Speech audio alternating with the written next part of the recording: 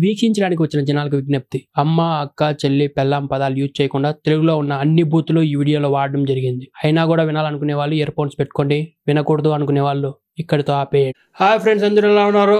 ఈరోజు మనము వీడియో గురించి కాదు, మనం కాంట్రవర్సీ గురించి మాట్లాడాలా. ఇది ఒక అద్భుతమైన కాంట్రవర్సీ అనమాట. ఎటువంటి కాంట్రవర్సీ లేక మనం వెళ్ళకూడదు, ఏ రాష్ట్రం మీద మనం మాట్లాడకూడదు అని నేను ఈ వీడియోస్ స్టార్ట్ చేసినప్పుడు అనుకున్నాను అనమాట. కాకపోతే ఈరోజు మాట్లాడాల్సి వస్తుంది ఆఫ్టర్ 4 years అనమాట. So let's start our today's video.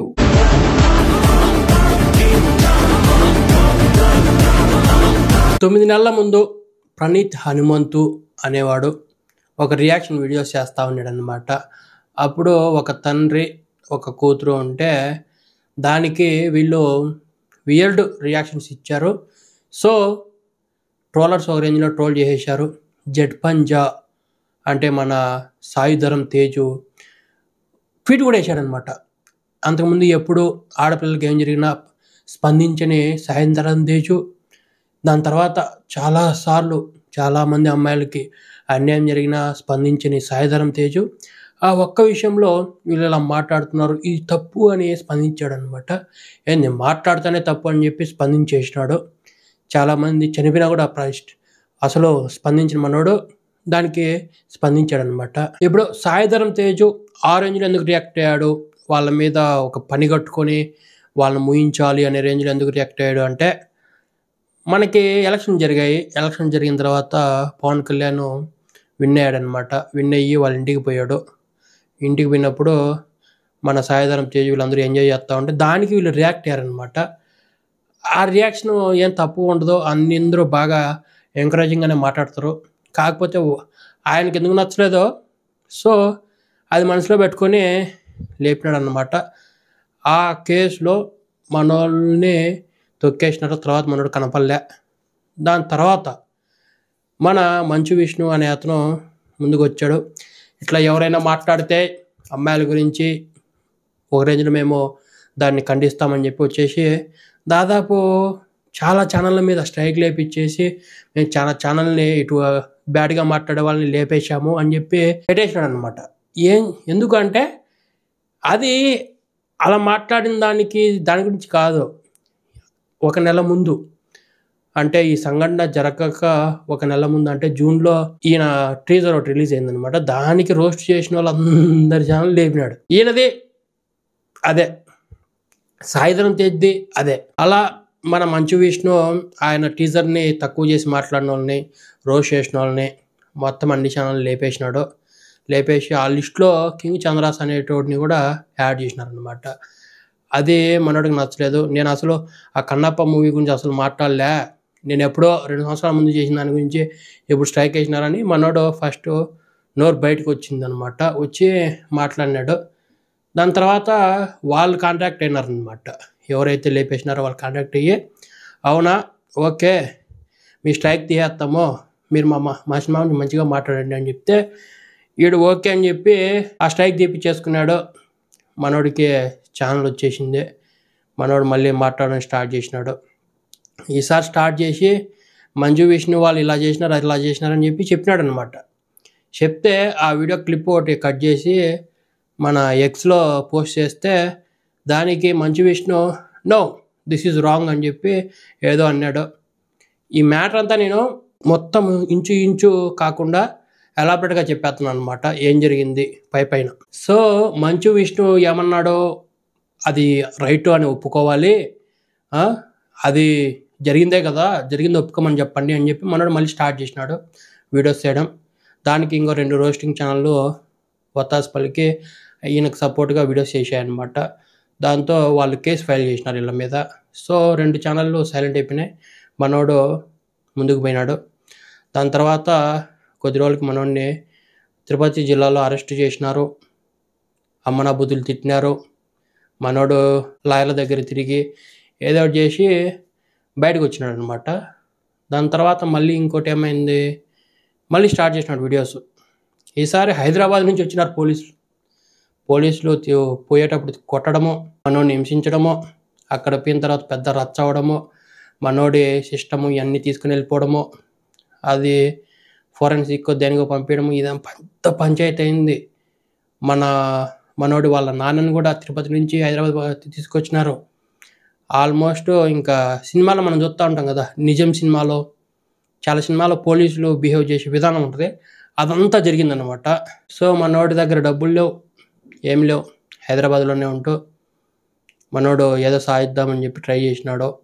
వాళ్ళ సబ్స్క్రైబర్ ఎవరో దారి చెప్తే ఆయన డబ్బులతో ఉండడము, మళ్ళా చాలా పోరాటాలు చేయడము, వీడియోస్ చేయడము చేస్తూ ఉంటే ఐ డ్రీమ్ వాళ్ళు ఇంటర్వ్యూకి పిలిచి వీడియో స్టార్ట్ చేసినారు. తర్వాత ఇంటర్వ్యూలు ఇచ్చుకుంటూ పోయినాడు అనమాట.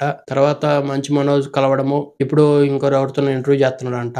అట్లా మనోడి ఒక చిన్న కేసు నుంచి పెద్ద కేసు వరకు వెళ్ళిపోయి రోడ్డు మీదకి వచ్చే పరిస్థితి వచ్చేసింది. ఈ మధ్యలో చాలామందిని అడిగినాడు మీరు కూడా వీడియోస్ చేయండి అని చెప్పి.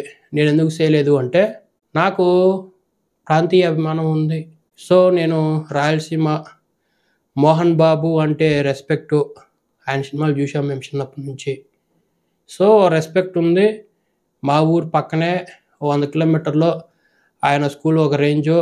చిన్నప్పుడు మేము బెదోళం కాబట్టి మోహన్ బాబు స్కూల్ అంట ఒక రేంజ్లో ఉంటుందంట అని చెప్పి వినేవాళ్ళం. ఎప్పుడైనా తిరుపతి పోయేటప్పుడు ఇదేరా మోహన్ బాబు స్కూలు అని చూపిస్తూ ఉంటే బస్సు కిటికీలను చూసేటోళ్ళం. ఇప్పుడు కూడా అట్టే చూస్తున్నాం అనుకో.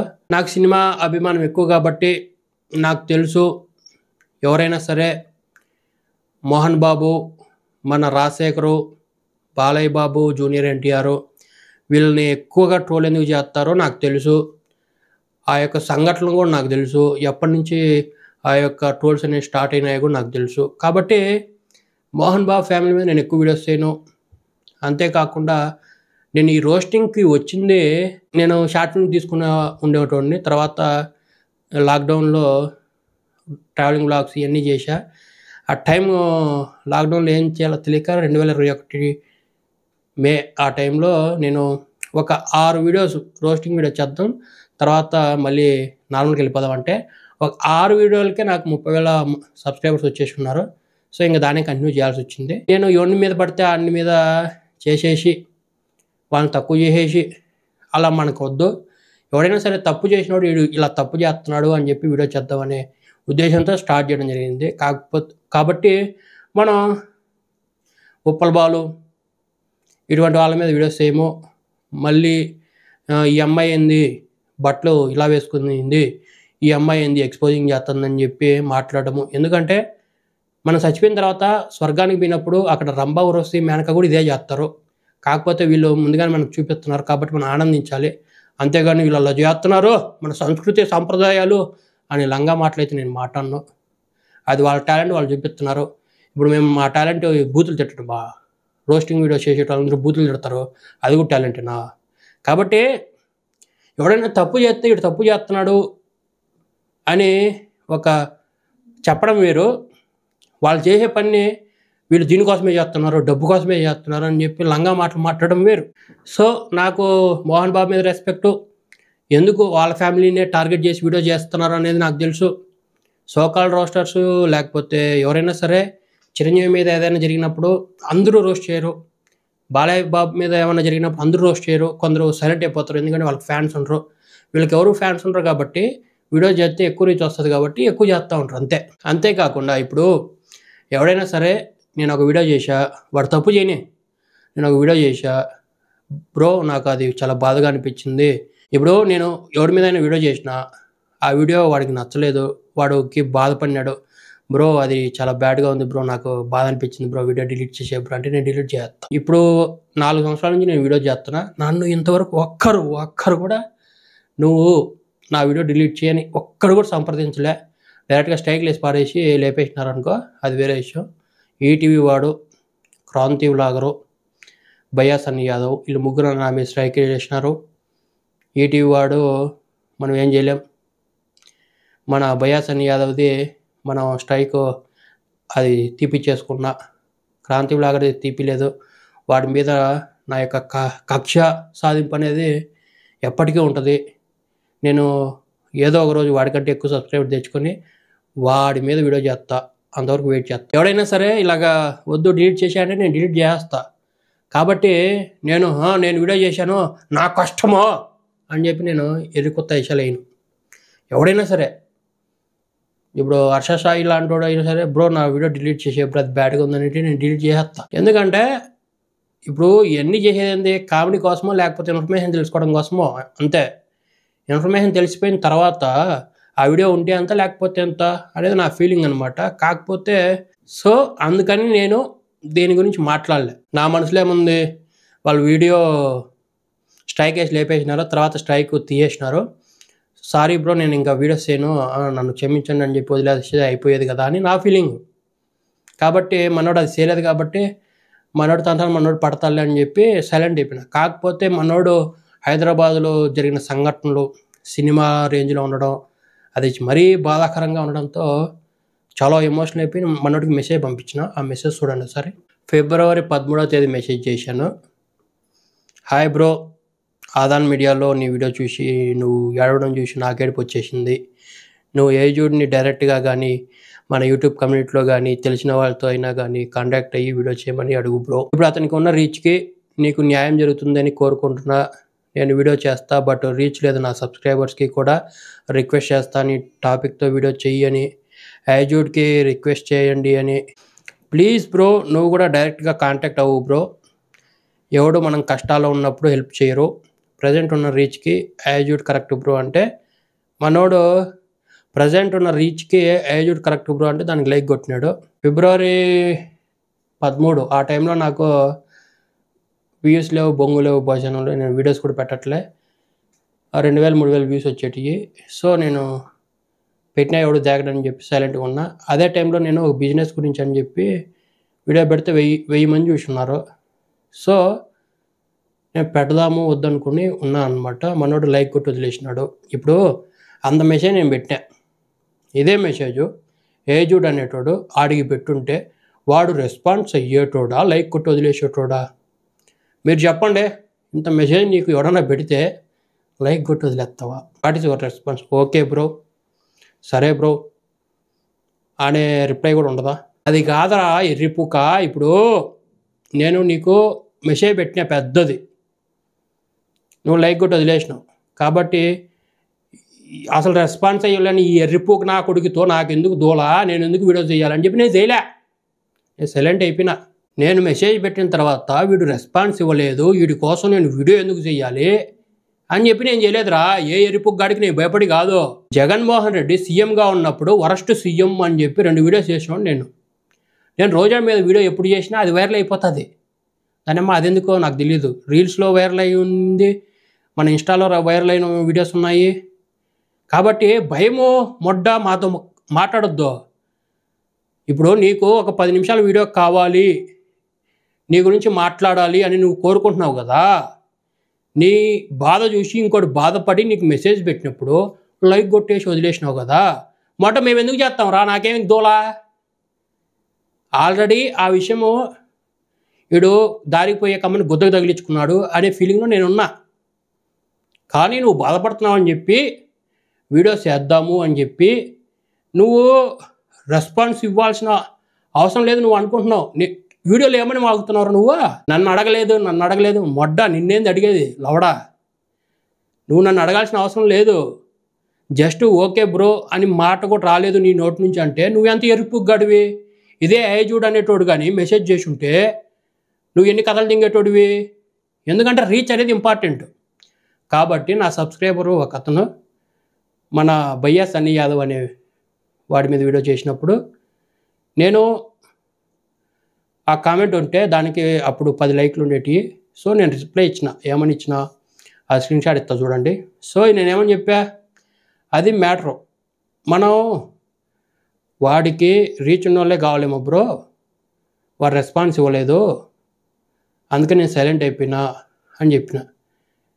అంతేగాని వాడు నాకు అడగలేదు కాబట్టి నేను చేయలేదు అడగాల్సిన అవసరం లేదురా. అది చాలా లీస్ట్ కమ్యూనికేషన్ ఉన్నోడు కూడా రెస్పాన్స్ ఇస్తాడు. నేను అదే 1:30కి ఇక్కడికి మెసేజ్ చేసిన తర్వాత అనుకుంటా ఏజుడ్ అనేటువంటి మెయిల్ కూడా పెట్టేశా. వీడియో రెస్పాన్స్ ఇచ్చినా ఇకపోయినా మనం మెయిల్ పెడతాము అని చెప్పి వాడికి మెయిల్ పెట్టేశా. ఆ ఏజుడ్ అనేటోడు ఎందుకు రెస్పాండ్ అవ్వడు అంటే వాళ్ళ తమ్ముడు ఈ కేసుకి చాలా ఇంపార్టెంట్ అనమాట. ఈ కేసు స్టార్ట్ అయిందే వాళ్ళ తమ్ముడి వల్ల. కాబట్టి ఇప్పుడు వాడు బయటకు వచ్చి మాట్లాడితే ఇప్పుడు రోస్టర్స్ అందరూ వాళ్ళ తమ్ముడిని రోస్ట్ చేసి ఉన్నారు. ఈ రోస్ట్ చేసిన వాళ్ళకి నేను ఎందుకు హెల్ప్ చేయాలని వాడి ఫీలింగ్. కాబట్టి అందరూ ఎవరి స్వార్థం వాడిది. వీడు ఏమంటాడు, నన్ను బ్యాడ్ ఏది నేను ఒక సబ్స్క్రైబర్కి రిప్లై ఇచ్చిందే బ్యాడ్ అయిపోయినప్పుడు ఈ ఎర్రిపూకు నా కొడుకు ఒక వీడియోలో నీకు సిగ్గు లేదు, లవడా లేదు, నీకు మొడ లేదు, ధైర్యం లేదు అని లంగా కథలు మాట్లాడతాడు ఈ ఎర్రిపూగ్గాడు. రే నేను ప్రపంచంలో ఏ నా కొడుకుకి భయపడను ఒక అప్లోడ్కి తప్ప. ఇప్పుడు ఏదైనా సరే లేడీస్కి లాలు ఉన్నాయని చెప్పి 7 సంవత్సరాల లోపు పెళ్ళైన తర్వాత ఆమెకి ఏమైనా కష్టం వచ్చిందనుకో అది పోయి వరకట్న వేధింపులు అని చెప్పి కేసేస్తుంది, గృహహింస అని చెప్పి కేసేస్తుంది. అప్పుడు పోలీసులు ఏం చేస్తారు, వాడిని వాళ్ళ నాన్న, అమ్మ, తమ్ముడు, అక్క, చెల్లి ఎవడు ఉంటే వాళ్ళందరినీ తీసుకుపోయి పోలీసులో కూర్చోబెడతారు. తర్వాత సంగతి తర్వాత. మీరు కోర్టు సినిమా కూడా చూసి ఉంటారు. వాడు గొద్దులో మండితే వాడు ఎన్ని సెక్షన్లైనా పెట్టి నీ మీద కేసు వేసేస్తాడు. ఇప్పుడు సమాజం ఎట్టా ఉందంటే డబ్బులు ఉన్నవాడికి న్యాయం అనేది జరుగుతుంది. ఆఖరికి 14 సంవత్సరాలు సీఎంగా చేసిన చంద్రబాబు నాయుడు ఏ తప్పు చేయకుండా 50 రోజులు చెప్పగోడు తిన్నాడు రాజమండ్రి సెంట్రల్ జైల్లో. ఏది అధికారం ఉంది కదా అని చెప్పి ఆడుకున్నారు. పవన్ కళ్యాణ్ సుగాలి ప్రీతి కేసు నేను చూసుకుంటా అన్నాడు. ఇప్పుడు సైలెంట్గా ఎందుకు కూర్చున్నాడు? సిబిఐఏ వచ్చేసి మాకు వర్నర్లు లేవు, మేము ఈ కేసును చూడలేమని చెప్పి విత్డ్రా చేసుకునింది. ఎందుకంటే ఆపోజిట్లో ఉన్న వాళ్ళకి డబ్బులు ఎక్కువ ఉన్నాయిరా, అధికారం ఎక్కువ ఉందిరా, కాబట్టి మనం గుద్దా మూసుకొని ఉండాలిరా. సో ఎవడైనా సరే నా మీద స్ట్రైక్ వేసి ఇట్లా మాట్లాడితే, అవునా స్ట్రైక్ వేసావా, అది నీ కంటెంటే కదా, ఓకే నీ గురించి మాట్లాడాను కదా, ఓకే వదిలేసుకుంటాను నేను. ఇప్పుడు వీడియో చెయ్యి అని చెప్పి వాగుతూ ఉంటుంది. ఫస్ట్ ఏంది, అందరి మీద స్ట్రైక్లు వేసినారు, అమ్మాయిల గురించి తప్పుగా మాట్లాడినారు అని చెప్పి ఫస్ట్ పాయింట్ నీది. దాని తర్వాత ఏమి యాడ్ అయింది, పోలీస్ స్టేషన్ తీసుకుపోయినారు, తప్పుడు కేసులు పెట్టినారు అని చెప్పి సెకండ్ రైజ్ అయింది. థర్డ్ ఏంది, నేను పోలీస్ స్టేషన్కి తీసుకుపోయినారు, నీ సిస్టమ్ తీసేసుకున్నారు, మీ నాన్నని తీసుకొచ్చినారు, నీకు అసలు వేరే ఆప్షన్ లేకుండా చేసినారు, నీ యొక్క వీడియోస్ అన్ని డిలీట్ చేసేసినారు, అది థర్డ్. ఫోర్త్ ఏంది, ఇప్పుడు మళ్ళీ నువ్వు కేసు ఫైల్ చేయాలి, లాయర్ దగ్గరికి పోవాలి, డబ్బులు అంతా కలెక్ట్ చేసుకోవాలి, నువ్వు లాయర్కి డబ్బులు ఇవ్వాలి, ఆడు పోయేసి కోర్టులో కేసు వాదించాలి. ఇప్పుడు దేని గురించి మాట్లాడాలి? ఇప్పుడు దారికి పోయే కంపెనీ గుద్దకు తగిలించుకుంటారని చూడు, అది నీ వ్యవహారం. మేమైతే మాకు అవసరం లేదురా, ఇప్పుడు నేను మీకోసం పోరాడుతున్నా మొడ్డ పోరాడుతున్నా నువ్వు, అది నీ నీ గుద్ద దూలది. ఎవడైనా సరే నువ్వు మా కంటెంట్ వాడినావు, నువ్వు మా గురించి తప్పుగా మాట్లాడినావు, నేను నీ మీద స్ట్రైక్ వేస్తున్నానంటే స్ట్రైక్ గుద్ద మూసుకొని తీసుకోవాలా. నువ్వు యూట్యూబ్ వాడికి కంప్లైంట్ ఇచ్చుకోవాలా. ఆ యూట్యూబ్ వాడు ఓకే అంటే నీ స్ట్రైక్ పోతుంది. లేకపోతే వీళ్ళు నేను అడుక్కొని ఆ స్ట్రైక్ తీపించుకున్నాడు, వాళ్ళు తీసినారా లేదా? సెకండ్, ఇద్దరు రోస్టర్స్ వాళ్ళు సారీ చెప్పి వదిలేస్తే వాళ్ళని వదిలేసినారా లేదా? నువ్వెందుకు దీన్ని పెట్టుకున్నావు? అది నీ దులరా.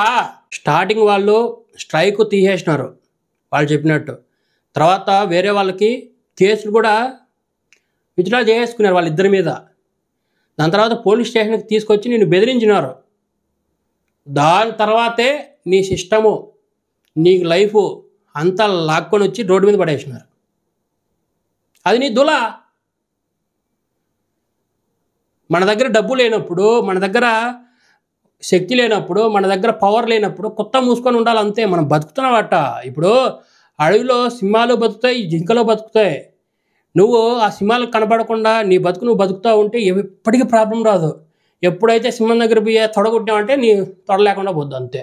ఇన్ని బూతులు ఎందుకు తిట్టాను అంటే, నీకు సిగ్గు లేదు, నీకు ధైర్యం లేదు, దమ్ము లేదు, ఇవన్నీ నన్ను అన్నందుకు నేను ఈ రేంజ్లో తిట్టాను అనమాట. అలాగే ఒకడిని నువ్వు తక్కువ చేసి మాట్లాడినప్పుడు వాడి రేంజ్లో వాడు ఫస్ట్ స్ట్రైక్ లేయచ్చు, తర్వాత నేను పోలీస్ స్టేషన్కి లాక్కొని రావచ్చు, తర్వాత రోడ్డు మీద పడేయచ్చు. ఎవడికి ఎంత గుల ఉంటుందో, ఎవడికి ఎంత పవర్ ఉంటుందో అదంతా వాడు చూపించుకుంటాడు. ఇప్పుడు నిన్ను ఏదో చేయడానికి నా దగ్గర పవర్ లేదు కాబట్టి బూతులతో ఆపేసున్నా అనమాట అంతే. ఏం లేదు, మనం 18 సంవత్సరాలు ఉన్నట్టు 30 సంవత్సరాలు ముడ్డి కిందకి వచ్చినా కూడా ఉంటే అది నీ గుల అంతే. ఇప్పుడు మీ నాన్న ఇవన్నీ చూడకుండా ఉంటాడా? చూసింటాడు. మీ నాన్న పోలీస్ స్టేషన్ తీసుకొచ్చినా కూడా నువ్వు నేనేదో సాధిస్తా అంటే నువ్వేం పీకలేవురా, నువ్వు ఏమీ పీకలేవు. ఇప్పుడు కూడా నీకు ఎవడు సపోర్ట్గా వస్తున్నారు అంటే ఆడికి ఎవడైతే ఆపోజిట్ ఉన్నారో, ఎవరైతే గొడవలు ఉన్నాయో వాళ్ళు మాత్రమే వస్తున్నారు. అంతేగాని ఇది న్యాయం, ఇది అన్యాయం అని చెప్పి ఎవడు రావట్లే. సో దేన్ని సీరియస్గా తీసుకోవాలి, దేన్ని సీరియస్గా తీసుకోకూడదు అనేది చదువుకున్నప్పుడు ఇంగిత జ్ఞానం అనేది రావాలా? అది నీకు రాలే. ఇప్పుడు సుగాల ప్రీతి కేసు పోయింది, ఆయేష కేసు పోయింది, ప్రత్యూష కేసు పోయింది. ఈ 3 కేసుల్లో ఆపోజిట్ వాడికి కుత్తాబాల డబ్బులు ఉన్నాయి, కుత్తాబాల డబ్బులు. కాబట్టి ఈ 3 కేసులు అగమ్య గోచరంగా ఆగిపోయి ఉన్నాయి.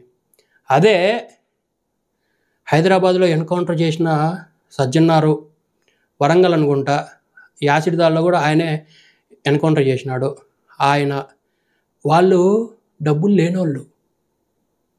అన్యాయం చేసినప్పుడు డబ్బులున్నోడు ఉంటే ఆ అన్యాయం జరిగిన వాళ్ళు అన్యాయం అయిపోతారు.